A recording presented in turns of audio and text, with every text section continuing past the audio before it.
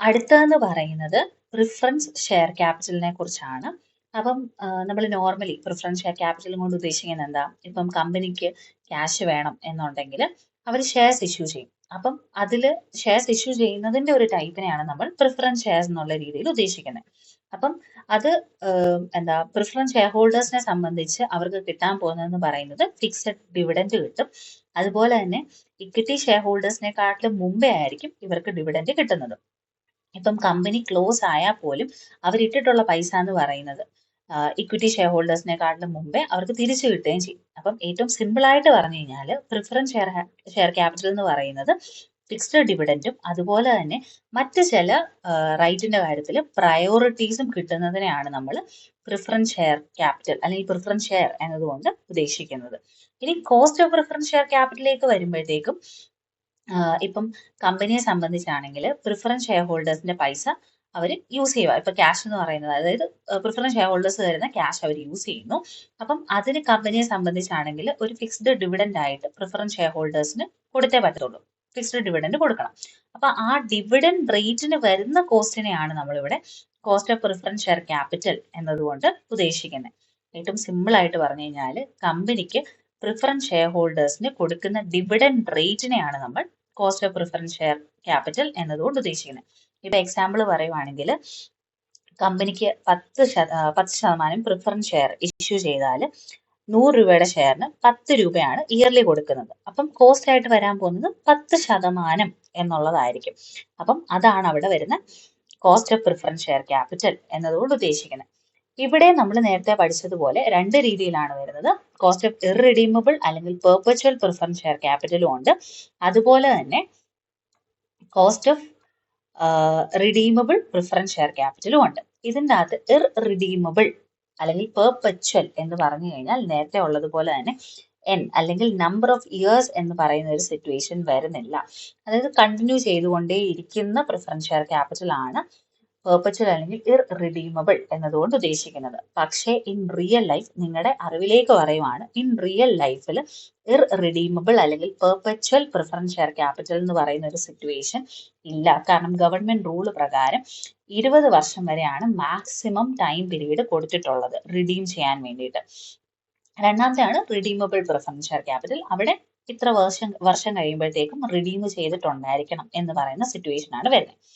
ഇവിടെ വരുമ്പോൾ ഓർത്തോണം, നമുക്ക് എന്താ രണ്ട് രീതിയിലാണ് വരുന്നത്. അത് ഈ ക്വസ്റ്റ്യൻ കാണുമ്പോഴത്തേക്കും ഏതാണ്, അതായത് റിഡീമബിൾ ആണോ ഇർറിഡീമബിൾ ആണോ എന്നുള്ള ഡൗട്ട് വരുമ്പോഴത്തേക്കും ഓർത്തോണം, എൻ എന്ന് പറയുന്ന ഒരു വാല്യൂ വന്നു കഴിഞ്ഞാൽ അവിടെ റിഡീമബിൾ ആയിട്ടുള്ള പ്രിഫറൻസ് ഷെയർ ക്യാപിറ്റൽ ആയിരിക്കും. റിഡീം ചെയ്യാൻ പറ്റും ഇത്ര വർഷം കഴിയുമ്പം. അതുകൊണ്ടാണ് അവിടെ cost of redeemable preference share capital N എന്ന് പറയുന്ന ഒരു സംഭവം ഇക്വേഷനിൽ കയറി വരുന്നത്. ഇർറിഡീമബിൾ എന്ന് പറഞ്ഞു കഴിഞ്ഞാൽ അല്ലെങ്കിൽ പെർപച്വൽ എന്ന് പറഞ്ഞു കഴിഞ്ഞാൽ എത്ര വർഷം കഴിഞ്ഞാലും റിഡീം ചെയ്യുന്നില്ല, കണ്ടിന്യൂ ചെയ്തുകൊണ്ടേ ഇരിക്കുന്നു. അതുകൊണ്ട് തന്നെ എന്ന് പറയുന്നതിന് അവിടെ പ്രസക്തി ഇല്ല എന്നുള്ളതും ഓർത്തോണം. ഇനി നമുക്ക് ആദ്യം ഒരു ക്വസ്റ്റ്യൻ നോക്കാം.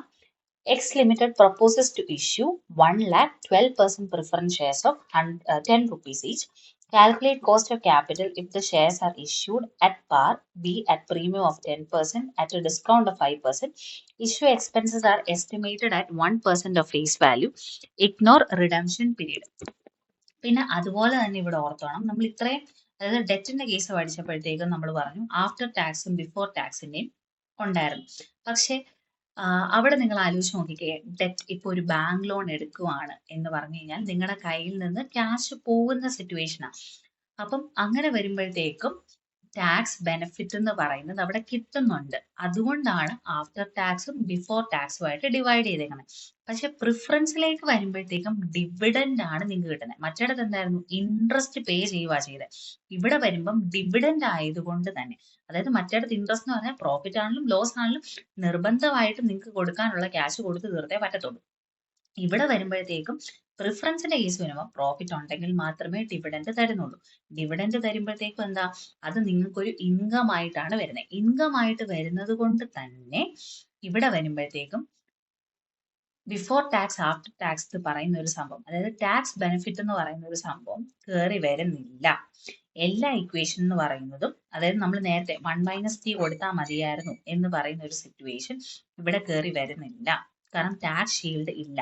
ഇവിടെ ഇൻട്രസ്റ്റ് അല്ലാത്തത് കൊണ്ട് തന്നെ, ടാക്സ് ഷീൽഡ് ഇല്ലാത്തത് കൊണ്ടും 1 - t എന്ന് പറയുന്ന സംഭവം ഇവിടെ കയറി വരത്തില്ല എന്നുള്ള കാര്യവും ഓർത്തോണം. അപ്പൊ ഇനി ക്വസ്റ്റിലേക്ക് നോക്കാം. ആദ്യത്തേന്ന് പറയുന്നത് അറ്റ് പാർ എന്ന് പറയുന്ന സിറ്റുവേഷനാണ്. അറ്റ് പാറിലേക്ക് വരുമ്പോഴത്തേക്കും നമ്മൾ നേരത്തെ നോക്കിയ പോലെ തന്നെ ഇവിടെ വരുമ്പോഴും ഫേസ് വാല്യൂ കണ്ടുപിടിക്കണം, പ്രീമിയം അല്ലെങ്കിൽ ഡിസ്കൗണ്ട് എന്ന് പറയുന്ന സിറ്റുവേഷൻ ഉണ്ട്, ഇഷ്യൂ പ്രൈസ് ഉണ്ട്, ഫ്ലോട്ടേഷൻ കോസ്റ്റ് കണ്ടുപിടിക്കണം. അറ്റ് പാറിൽ equation K P is equal to D P by N P ആണ്. ഡി പി എന്ന് പറഞ്ഞു കഴിഞ്ഞാൽ ഡിവിഡൻഡ് ഓൺ പ്രിഫറൻസ് ഷെയർ ആണ്. ഡിവിഡൻഡ് എന്ന് പറയുന്നത് നിങ്ങൾ ഇവിടെ നോക്കിക്കേ, 1 lakhന്റെ 10 rupeesന്റെ 12% പ്രിഫറൻസ് ഷെയർ ആണ്. നമ്മൾ നോർമലി ആനുവൽ ഇൻട്രസ്റ്റ് കണ്ടുപിടിക്കുന്ന പോലെ തന്നെയാണ് ഇവിടെ ഡിവിഡൻഡ് കണ്ടുപിടിക്കുന്നത്. 1 lakh into 10 into 12% ചെയ്യുമ്പം 1,20,000 കിട്ടും.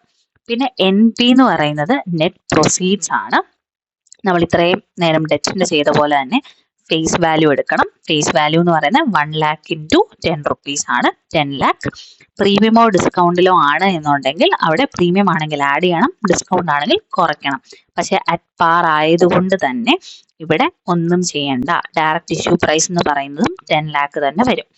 പിന്നെ പറയുന്നത് ഫ്ലോട്ടേഷൻ കോസ്റ്റ് ആണ്. ഇവിടെ issue expenses are estimated at 1% of face value. Face വാല്യൂവിന്റെ 1%. അപ്പം 10 lakhന്റെ 1% എന്നുള്ള രീതിയിൽ 10,000 എടുക്കുക. നെറ്റ് പ്രൊസീഡ്സ് എന്ന് പറയുന്നത് ഇഷ്യൂ പ്രൈസിൽ നിന്ന് ഫ്ലോട്ടേഷൻ കോസ്റ്റ് കുറച്ച് കഴിയുമ്പോഴത്തേക്കും നമുക്ക് കിട്ടുന്ന വാല്യൂ ആണ്. അങ്ങനെ 9 lakh rupees എന്നുള്ള കിട്ടും. പിന്നെ ഡയറക്റ്റ് ഇക്വേഷൻ അപ്ലൈ ചെയ്യുന്നതേ ഉള്ളൂ.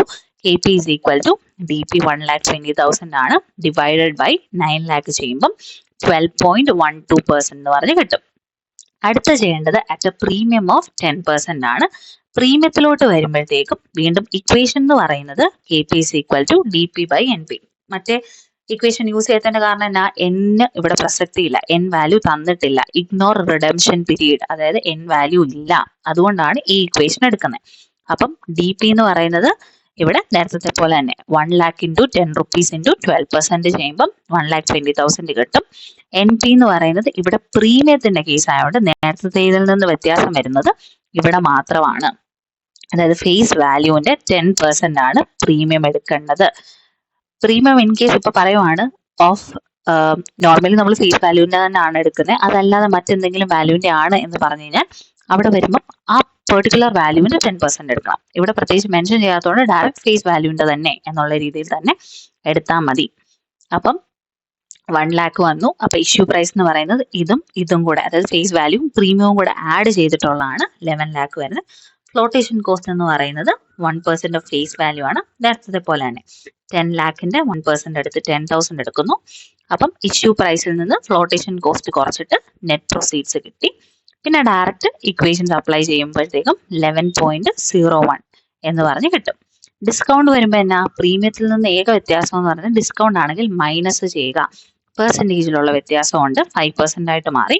അപ്പൊ ഇവിടെ വരുമ്പം 10 lakhന്റെ 5% വേണം എടുക്കാൻ. അപ്പൊ ഡിസ്കൗണ്ട് 50,000 ആയിട്ട് മാറും. ബാക്കി എല്ലാം സെയിം രീതിയിൽ തന്നെ ഡയറക്റ്റ് ഇക്വേഷൻ അപ്ലൈ ചെയ്തത് മാത്രമേ ഉള്ളൂ. ഇനി അടുത്ത നോക്കാനുള്ളത് cost of redeemable preference share capital ആണ്. ഇവിടെയും ഞാൻ നേരത്തെ പറഞ്ഞ പോലെ ഇക്വേഷൻ വരുമ്പം നമ്മൾ നേരത്തെ ഡെറ്റിന്റെ പറഞ്ഞ പോലെ തന്നെ R V minus N P കയറി വരുന്നുണ്ട്. ആകെ വ്യത്യാസം അവിടെ ആനുവൽ ഇൻട്രസ്റ്റിന് പകരം ഇവിടെ വരുമ്പോഴത്തേക്കും ഡി പി ഡിവിഡൻഡ് ആയിരിക്കും. കാരണം പ്രിഫറൻസ് ഷെയർ ക്യാപിറ്റൽ ഉള്ള ഒരാൾക്ക് ഡിവിഡൻഡ് ആണ് കിട്ടുന്നത്. അതുകൊണ്ട് ഡി പി ആണ് കയറി വരുന്നത്. ഇവിടെ അങ്ങനെ തന്നെയല്ലേ, D P by N P എന്നുള്ള രീതിയിൽ ഡിവിഡൻഡ് ആണ് കയറി വരുന്നത്. ആ ഒറ്റ വ്യത്യാസമേ ഉള്ളൂ. ഈ ഒരു ക്വസ്റ്റ്യൻ നോക്കാം. B limited issues 10,000 8% preference shares of 100 rupees at par. Flotation costs are estimated at 3% including underwriting commission of 1%. Question clear ആയിട്ട് വായിച്ചോണം. നമ്മൾ ഡെറ്റിന്റെ ഒരു ക്വസ്റ്റ്യൻ ചെയ്തപ്പം സെപ്പറേറ്റ് ആയിട്ട് ഫ്ലോട്ടേഷൻ കോസ്റ്റും അണ്ടർ റൈറ്റിംഗ് കമ്മീഷനും ആണ് തന്നെ. ഇവിടെ ഇൻക്ലൂഡിങ് എന്ന് പറയുന്ന ഒരു വാക്ക് കൊടുത്തിട്ടുണ്ട്. ഇൻക്ലൂഡിങ് എന്ന് പറയുന്ന ഒരു വാക്ക് വന്നാലേ ഓർത്തോണം, ഈ 3% 1% എന്ന് പറയുന്ന അണ്ടർ റൈറ്റിംഗ് കമ്മീഷൻ ആണ്. അപ്പം ഡയറക്റ്റ് ഫ്ലോട്ടേഷൻ കോസ്റ്റ് എന്ന് പറഞ്ഞ് 3% എടുത്താൽ മതി. അല്ലാതെ നേരത്തെ ക്വസ്റ്റ്യൻ പോലെ 3% + 1% ചെയ്ത് വെക്കരുത്. ഡയറക്റ്റ് 3% എടുക്കുക. കാരണം ഈ അണ്ടർ റൈറ്റിംഗ് കമ്മീഷൻ ഇതിൽ ഇൻക്ലൂഡ് ചെയ്തിട്ടുണ്ട് എന്നാണ് പറയുന്നത്. അതിൽ ആദ്യത്തേതെന്ന് പറയുന്നത് redeemable after 6 years at par എന്ന് പറയുന്ന. അപ്പൊ നമ്മൾ ഇക്വേഷൻ എടുത്തു അറ്റ് പാർ. അതുകൊണ്ട് K P is equal to D P plus, കാരണം 6 വർഷം എന്ന് പറഞ്ഞിട്ടുള്ളതുകൊണ്ട് തന്നെ എൻ എന്ന് പറയുന്ന സിറ്റുവേഷൻ കയറി വരും. അപ്പൊ നമുക്ക് എന്താ എടുക്കേണ്ടത്? റിഡീമബിൾ ആയിട്ടുള്ള പ്രിഫറൻസ് ഷെയർ ആണ്, മനസ്സിലായി. അപ്പം D P plus R V minus N P divided by N whole divided by half into R V plus N P. D P എന്ന് പറയുന്നത് എങ്ങനെ കണ്ടുപിടിക്കുന്നത്? 10,000 ഷെയർസ് ആണ്. അപ്പം അത് ഇൻറ്റു എത്ര ആണ് ഒരു ഷെയറിന്റെ വാല്യൂ? 100 rupees. 10,000 ഇൻറ്റു 100 ഇൻറ്റു 8% ചെയ്യുമ്പം നമുക്ക് ഡി പി കിട്ടുന്നു 80,000 എന്നുള്ളത്. പിന്നെ നെറ്റ് പ്രൊസീഡ്സ് കണ്ടുപിടിക്കണം. നെറ്റ് പ്രൊസീഡ്സ് കണ്ടുപിടിക്കുമ്പോഴത്തേക്കും എത്രയാണ് നെറ്റ് പ്രൊസീഡ്സ് വരുന്നത്? നെറ്റ് പ്രൊസീഡ് എന്ന് പറഞ്ഞു കഴിഞ്ഞാൽ ഫേസ് വാല്യൂ ആദ്യം എടുക്കണം. അത് 10 lakh rupees ആണ്. 10,000 ഇൻറ്റു 100 ചെയ്യുമ്പം 10 lakh എന്ന് കിട്ടി. പിന്നെ പ്രീമിയം ഡിസ്കൗണ്ടും അല്ല, ഡയറക്റ്റ് ആയിട്ട് ഇവിടെ എത്ര വന്നേക്കുന്നത്? അറ്റ് പാർ എന്നുള്ള രീതിയിലാണ്. അതുകൊണ്ട് തന്നെ പ്രീമിയമോ ഡിസ്കൗണ്ടോ ഇല്ല. ഇഷ്യൂ പ്രൈസ് എന്ന് പറയുന്നത് 10 lakh rupees ആണ്. കാരണം പ്രീമിയം ഡിസ്കൗണ്ട് ഇല്ലാത്തതുകൊണ്ട് ഫേസ് വാല്യൂ തന്നെയാണ് ഇഷ്യൂ പ്രൈസ് ആയിട്ട് വരുന്നത്. പിന്നെ ഫ്ലോട്ടേഷൻ കോസ്റ്റ് ആണ്. ഫ്ലോട്ടേഷൻ കോസ്റ്റ് ക്വസ്റ്റ്യൻ വായിച്ചു നോക്കുക. R estimated at 3% including under writing commission of 1%. അപ്പൊ ഡയറക്റ്റ് 3% എടുത്താൽ മതി. അപ്പം 10 lakhന്റെ 3% എടുക്കുക. കാരണം ഫേസ് വാല്യൂ അല്ലെങ്കിൽ ഇഷ്യൂ പ്രൈസിന്റെ 3% എടുക്കണം. ഇവിടെ ഫേസ് വാല്യൂവിന്റെ ആണ് എന്ന് പറഞ്ഞിട്ടില്ല. അതുകൊണ്ട് നേരെ മുകളിലത്തെ ഇഷ്യൂ പ്രൈസിന്റെ 3%. അപ്പം 10 lakhന്റെ 3% ആയിട്ടുള്ള 30,000 എടുക്കുക. നെറ്റ് പ്രൊസീഡ്സ് എന്ന് പറയുന്ന ഇഷ്യൂ പ്രൈസിൽ നിന്ന് ഫ്ലോട്ടേഷൻ കോസ്റ്റ് കുറച്ചിട്ടുള്ള വാല്യൂ ആണ് നെറ്റ് പ്രൊസീഡ്സ് കിട്ടുന്നത്. പിന്നെ ചെയ്യുന്നത് ഡയറക്റ്റ് ആയിട്ട് ഇക്വേഷൻ അപ്ലൈ ചെയ്തതേ ഉള്ളൂ. K P is equal to D P. D P എന്ന് പറയുന്നത് 80,000 ആണ്. Plus R V redemption value ഞാൻ നേരത്തെ ക്ലാസ്സിൽ പറഞ്ഞായിരുന്നു. എത്രയാണോ ക്വസ്റ്റനിൽ ഡയറക്റ്റ് ആയിട്ട് ഫേസ് വാല്യൂ എന്ന് പറഞ്ഞു തരുന്നത്, അതായത് 10,000 ഇൻറ്റു 100 ചെയ്ത വാല്യൂ, ഫേസ് വാല്യൂ എന്ന് പറയുന്നത് തന്നെയാണ് നമ്മുടെ റിഡംഷൻ വാല്യൂ എന്നോർത്തോണം. റിഡീം ചെയ്യുന്ന വാല്യൂ എന്ന് പറയുന്ന ഫേസ് വാല്യൂ തന്നെയാണ്. അപ്പം 10 lakh എടുത്തു മൈനസ് എൻ പി എന്ന് പറയുന്നത് നമ്മൾ കണ്ടുപിടിച്ചു 9,70,000 divided by 6 years at par ആയതുകൊണ്ട് n എന്ന് പറയുന്ന 6 ആണ്. Whole divided by half into ഈ സെയിം സംഭവത്തിന്റെ നടുക്ക് പ്ലസ് ഇട്ടാൽ മാത്രം മതി. R V plus N P ചെയ്തു. അപ്പൊ കിട്ടുന്ന ഇക്വേഷൻ ആൻസർ എന്ന് പറയുന്നത് 8.62% ആണ്.